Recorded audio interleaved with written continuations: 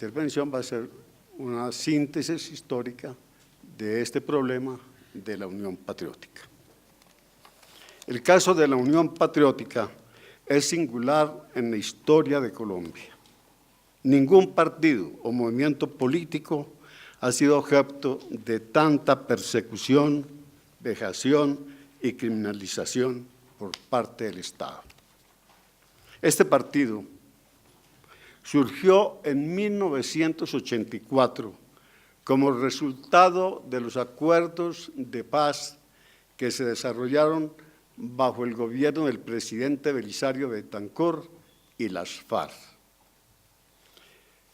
El sentido que tuvo el presidente Belisario en esa época era que había que llegar a la paz mediante un diálogo con el movimiento armado. Y precisamente allá en la Uribe se firmó el acuerdo que se llama Acuerdo de la Uribe. Eso fue en el 28 de marzo de 1984. Y se dijo que las FARC pueden organizarse políticamente, económica y socialmente según su libre decisión.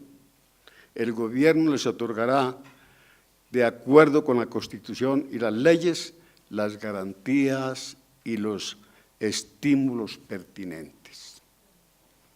En desarrollo de ese acuerdo, la Unión Patriótica participó en elecciones para los organismos de elección popular en el mes de marzo de 1986, obteniendo la mayor votación que haya obtenido un movimiento de izquierda en Colombia.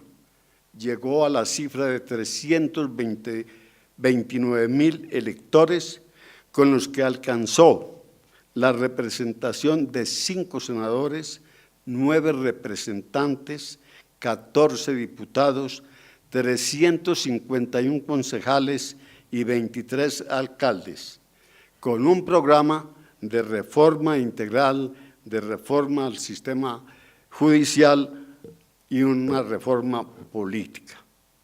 Como consecuencia de ese programa, se presentó un proyecto de constitución que tuvo el epígrafe "Una nueva constitución para un nuevo país". Al partido entonces se le reconoció personería jurídica por medio de la resolución 037 del 20 de agosto de 1986. Hay que destacar que ese proyecto de constitución fue redactado por profesores de esta universidad. Y fueron los que hicimos, porque me incluyo ahí, que participó el doctor Álvaro Echeverri y varios profesores de la institución, y ese proyecto fue presentado como reforma constitucional integral para Colombia. Y viéndonos la historia, cómo se desarrolló, parte de esos artículos que se mencionaron ahí, de esos principios, fueron consagrados en la Constitución de 1991. En el año de 1988, la Unión Patriótica, dentro de una política de alianzas, se consolidó como la tercera fuerza en el escenario político del país, alcanzando 18 alcaldías propias y 95 alcaldías en asociaciones, en los órdenes político, económico y con todos los privilegios que ellos emanan. Desde ahí empezó la etapa de persecución contra la Unión Patriótica, porque las fuerzas que siempre han manejado el país por más de 2 siglos consideraron que se presentaba un organismo político que tenía gran alcance y que podría llegar indudablemente al gobierno central. Esa fue la razón por la cual se llegó a ese estado de persecución. Entre 1984 y 2002, según la Corporación Reiniciar, las víctimas de la Unión Patriótica alcanzaron a 5.363. Y teniendo en cuenta ese número, la Corporación Reiniciar, en nombre de la Unión Patriótica, presentó una demanda ante la Comisión Interamericana de Derechos Humanos, que se denominó el caso número 11.227. Ese proceso continúa todavía en la Comisión Interamericana de Derechos Humanos, teniendo en cuenta que el periodo de transición y el periodo de conciliación que se lleva a cabo en esos casos entre el gobierno y la Unión Patriótica no dio resultados positivos. Por lo tanto, continúa todavía ese proceso.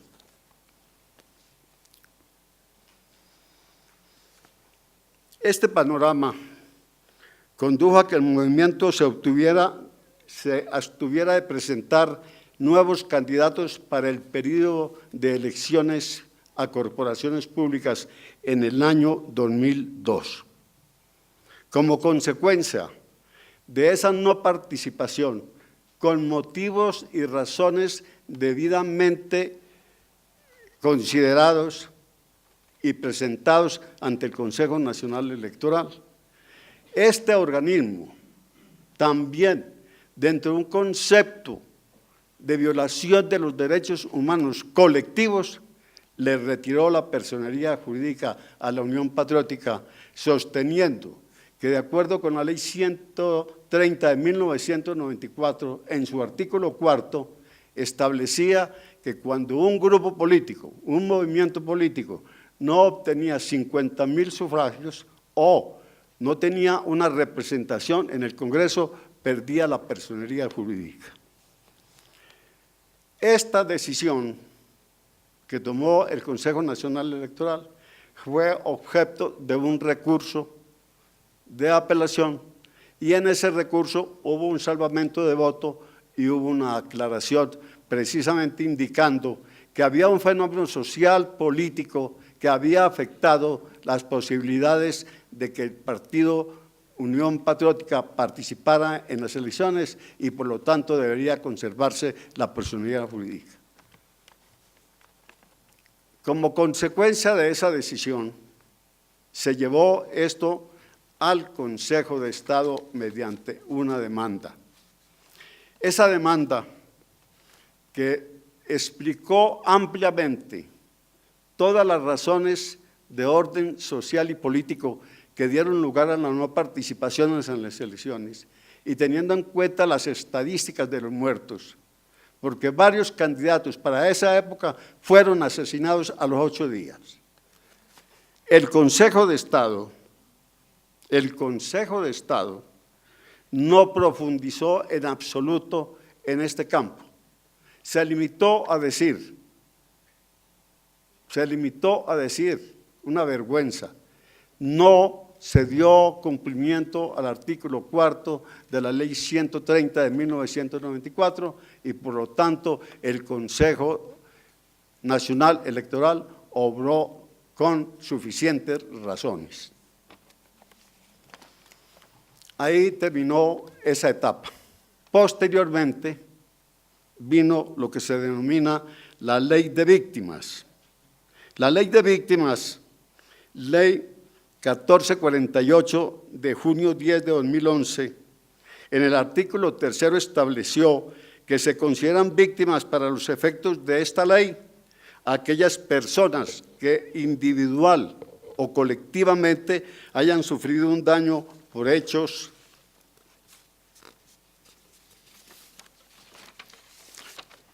ocurridos a partir del 1 de enero de 1985, como consecuencia de infracciones graves y manifiestas a las normas internacionales de derechos humanos, ocurridas con ocasión del conflicto armado interno, y en el artículo 149, titulado Garantías de no repetición, dice que el Estado colombiano adoptará, entre otras, las siguientes garantías de no repetición. La derogatoria de normas o cualquier acto administrativo que haya permitido o permita la ocurrencia de las violaciones contempladas en el artículo 3 de conformidad con los procedimientos contenciosos administrativos respectivos, y en el artículo 152 indicó como sujetos de reparación colectiva a los grupos y organizaciones sociales y políticos.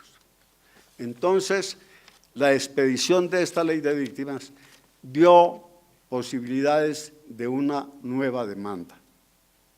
Y el exmagistrado Jaime Araujo presentó la correspondiente demanda sosteniendo como soporte jurídico la ley de víctimas.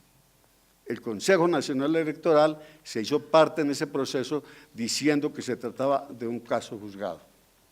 En este caso, el Consejo de Estado sí tuvo en cuenta toda esa historia de violencia, de criminalización contra la Unión Patriótica y dijo en su fallo que por estas condiciones había sido imposible participar en elecciones y que esto había que tenerlo en cuenta como parte de la filosofía del desarrollo de la ley de elecciones. O sea, que un movimiento que está permanentemente siendo criminalizado, perseguido, no podía libremente llevar a cabo una campaña política. Y de ahí surgió esta nueva sentencia que le dio y le devolvió la personería jurídica a la Unión Patriótica.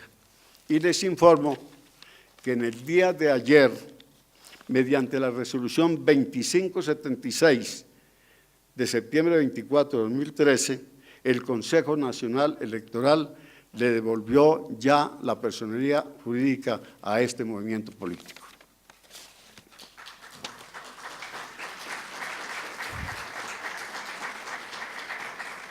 Como consecuencia de esta pequeña historia, cabe preguntar sobre el tema que están desarrollando ustedes aquí. ¿Cuáles son las perspectivas políticas de un partido que ha sido exterminado con la ayuda indiscutible de las fuerzas del Estado, habiendo sido objeto de grandes violaciones de los derechos humanos? Colombia dista mucho del cumplimiento de las normas internacionales sobre derechos humanos, a pesar que la Carta de las Naciones Unidas en 1945 los convierte en norma imperativa de derecho internacional, y no obstante que con la nueva Constitución Política de 1991 se dio un gran paso progresista al incluir los derechos fundamentales en el título segundo, pero la realidad y la historia han demostrado que la situación es diferente. Los derechos humanos son violados, transgredidos permanentemente por el Estado, por los mismos ciudadanos. A poco, por la protesta agraria, se asesinaron 12 personas a manos de las fuerzas de policía y del ejército, y las investigaciones son eternas, los resultados inanes.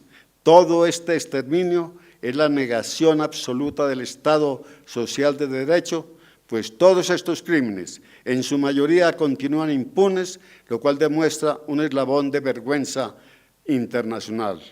Toda esta situación de infamia es el resultado del fortalecimiento del paramilitarismo respaldado por las fuerzas, por la fuerza pública, con el argumento de que era necesaria la derrota de la guerrilla, situación que no se ha dado.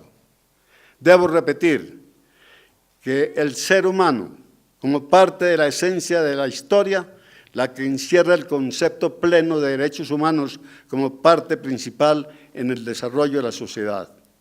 Para poder llegar realmente a una garantía total de los derechos humanos, sería necesario obtener una sociedad sin clases sociales. Mientras subsista el poder económico, mientras no exista una verdadera redistribución de la riqueza, mientras no se respete la dignidad humana, se garantice el derecho al trabajo con salarios justos y no se extermine la miseria, el reconocimiento de los derechos humanos no deja de ser un ideal, una utopía, sobre la cual el hombre no puede escatimar ningún esfuerzo. Algún día llegaremos al cenit de la plenitud en el reconocimiento de los derechos humanos como parte inalienable del ciudadano. El Estado absoluto ya no existe. Su limitación está en defender y cumplir con los derechos humanos. Y solo esto es lo que pide la Unión Patriótica. Gracias.